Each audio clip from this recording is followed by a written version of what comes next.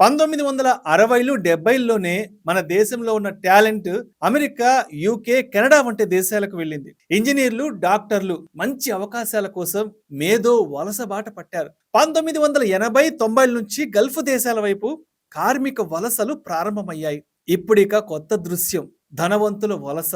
వారు సంపద కోసం కాదు, సంపదను రక్షించుకోవడానికి లేదా భవిష్యత్ తరం కోసం మెరుగైన జీవన విధానం అందించాలనే ఆశతో దేశాన్ని విడిచి వెళ్ళిపోతున్నారు. మంచి జీవన విధానం, సంపద, సౌకర్యాలను ఆశించి ఎంతో మంది సంపన్నులు Dubai, America, New Zealand, Portugal, UK తదితర దేశాలకు వెళ్ళి పౌరసత్వం తీసుకొని అక్కడ స్థిరపడుతున్నారు. ప్రస్తుతం పెద్ద ఆర్థిక వ్యవస్థల్లో అధిక వృద్ధి రేటు సాధిస్తుంది మన దేశమే. సగటున 6% పైగా వార్షిక వృద్ధి నమోదవుతూ మన జీడిపి $4 లక్షల కోట్ల స్థాయికి చేరింది. $10 ట్రిలియన్ చేరడానికి మరీ అధిక సమయం పట్టదనే అభిప్రాయము వ్యక్తమవుతోంది. 2014 నుంచి 2024 మధ్య మన దేశంలో సంపన్నుల సంఖ్య 72% పెరిగింది. ఇంతవరకు బాగానే ఉంది. కానీ the henry private wealth migration report 2025 ప్రకారం ఒక దేశం నుంచి ఏటా ధనికులు అత్యధికంగా వలస పోతోంది భారతే కావడం ఆశ్చర్యకరంగా ఉంది.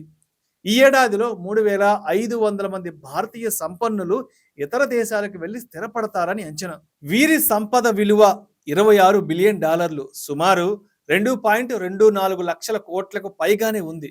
2024లో 4,300 మంది, 2023లో 5,100 మంది సంపన్నులు మన దేశం నుంచి వలస వెళ్లారు. మన దేశం నుంచి సంపన్నులు ఇతర దేశాల్లో స్థిరపడాలి అనుకోవడానికి ఎన్నో కారణాలున్నాయి. పన్ను భారం ఇందులో ముఖ్యమైంది. పన్ను అధికారుల తనిఖీలు, పెనాల్టీలు అనుభవిస్తున్న వారు ఎందుకీ ఇబ్బందులు పడడం అనే ఆలోచనకు వస్తున్నారు. పారదర్శకత అధికమైంది. ఎవరికీ తెలియకుండా సంపదను దాచుకునే అవకాశాలు తగ్గిపోతున్నాయి. లెక్కల్లో చూపాల్సిన మొత్తం పెరిగి పన్ను భారం అధికమవుతోంది. క్రిప్టో కరెన్సీ రూపంలో సంపదను దాచుకోవచ్చు, చెల్లింపులు చేయొచ్చు. కానీ మన దేశంలో క్రిప్టో లావాదేవీలను నిరుత్సాహపరిచే విధానాలను ఇక్కడి ప్రభుత్వం అనుసరిస్తోంది.